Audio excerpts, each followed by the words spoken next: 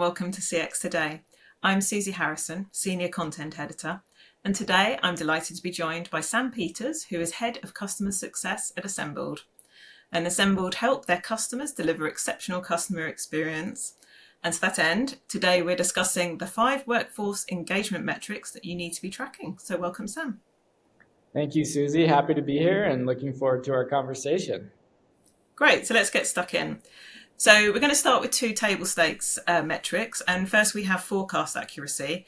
Can you tell us a little bit about how that works and how contact centers can best track it?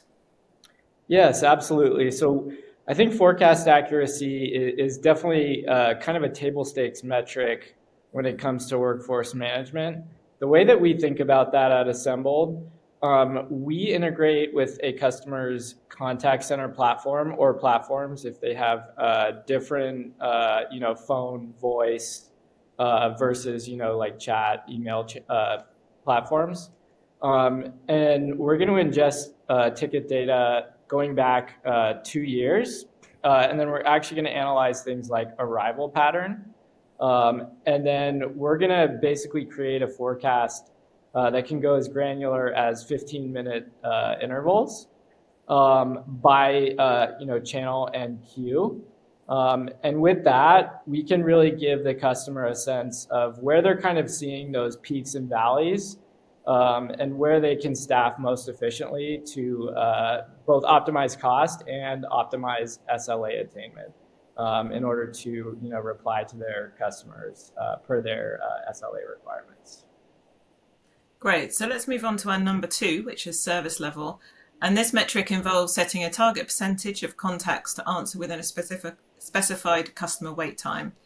So the classic target is to answer 80% of calls in 20 seconds. This is a stalwart metric, but it'd be great to hear your thoughts on how contact centers can gain more value from it and what they can do there. Yeah, definitely. So this is, again, like you said, a stalwart metric, very traditional. I think we do see customers have different requirements for what their service level is. So I think configurability is a big part of this. That is to say, if you're not using the kind of standard 80-20 SLA metric, having the ability to put in your own numbers. So if you're trying to hit, say, like 90 or 95%, having the configurability to do that. I think another really, really important piece is understanding how you're performing against your SLA in real time. It's one thing to have historical reports and say, hey, how did we do last week or last month in terms of hitting SLA? Doesn't necessarily help those customers, that tried to contact you last week or last month. So at Assembled, we have a concept of a real-time dashboard. And this actually gives you real-time visibility into how you're performing against your SLA, again, by channel and by queue. And many of our customers have real-time analysts that are using this real-time dashboard to kind of understand that, hey, we're at risk of missing SLA maybe in this part of the business. In this other part of the business, we may be, overstaffed for current volume. And we can see that those agents have skill set to cover, this type of volume or we're in breach of SLA potentially. So I'm going to actually go ahead and move those people around. So I think it's, configurability for what your SLA requirements are, and then the ability to kind of optimize for that in real time versus just kind of the historical look back.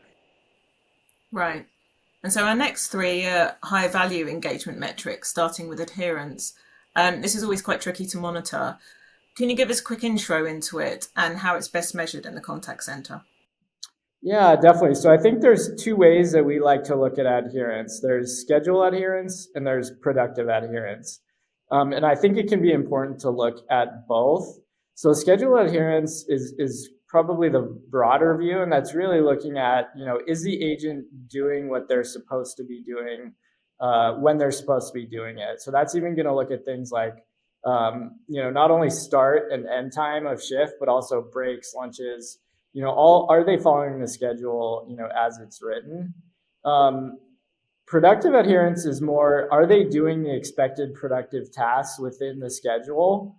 So that could be things like, hey, they've got an 8-hour shift.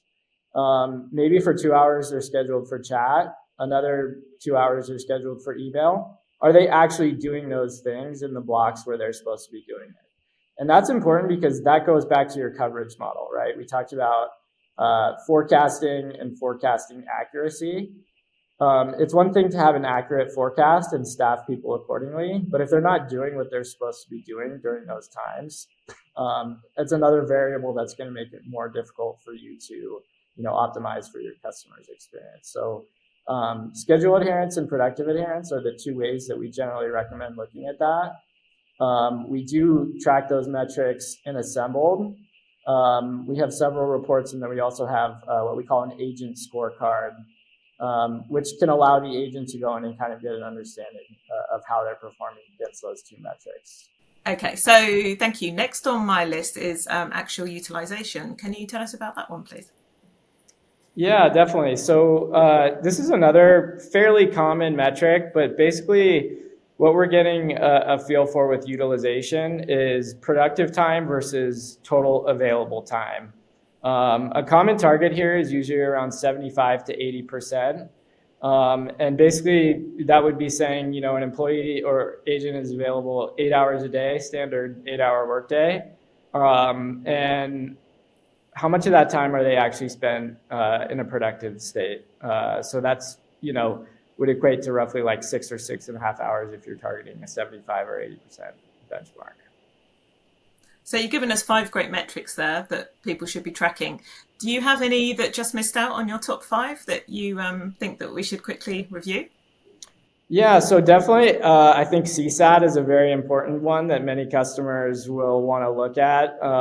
So I think CSAT would be an important one to mention. We have several integrations with CSAT tools. So, at a very high level, if you can get a feel for, SLA attainment, adherence, and then on the quality side, CSAT would be an important one as well. So you're not only understanding, our agents doing the right, productivity in terms of volume, but also in terms of quality. So that would be an important one. We have other customers that look at things like cost per unit, which I would say is a more advanced metric, and can get into some pretty detailed calculations, but can also be a very, very cost-effective way of looking at, how to run your support operation. And then the last one that I would mention is first response time. So that's another one that many customers will look at, and one that is getting trickier as we kind of move into this world where many contact centers are using chatbots and thinking about how to measure first response time in terms of chatbot picking up a first response versus an actual agent, and sort of how to calculate that. Great. Well, thank you so much for joining us today, Sam from Assembled. And thanks to our viewers for watching. If you enjoyed this, and please do like and subscribe to our channel, and keep an eye on cxtoday.com for more stories about the subject. And until next time, thank you very much for joining us, and we look forward to seeing you again soon.